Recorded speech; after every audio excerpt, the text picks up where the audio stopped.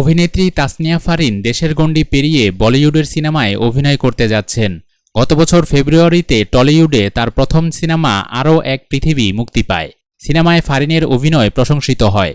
এরপর টলিউড থেকে পাত্রী চাই সিনেমায় তার অভিনয়ের কথা জানা যায়।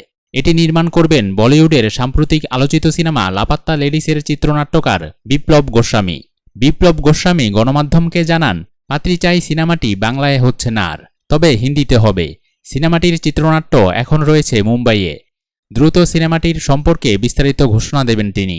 পাত্রী চাই সিনেমায় তাসনিয়া ফারিনের সংযুক্তির ব্যাপারে বিপ্লব বলেন, বাংলাদেশের অনেকের কাজ দেখি, অনেকের কাজে মুগ্ধ হয়েছি, যার মধ্যে ফারিন অন্যতম।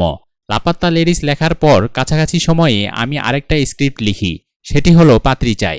পরিকল্পনা ছিল নিজেই বানাবো দুটো সিনেমা, কিন্তু এর মধ্যে লাপাত্তা লেডিস নিয়ে গেলেন আমির খানজি। সেজন্য পাত্রী চাই সিনেমাটি নিজে বানাবো বলে মনে স্থির করেছি। এটি এখন হিন্দি সিনেমা হিসেবে মুম্বাই থেকে হবে, এটুকু মোটামুটি ফাইনাল। তাসনিয়া ফারিনের বলিউডে অভিষেক হচ্ছে কিনা এ প্রসঙ্গে এই নির্মাতা বলেন, এখনও কাস্টিং ফাইনাল হয়নি, প্রযোজক ঠিক হয়েছে মাত্র। ফাইনাল কাস্টিংয়ের পরই এসব বলা যাবে।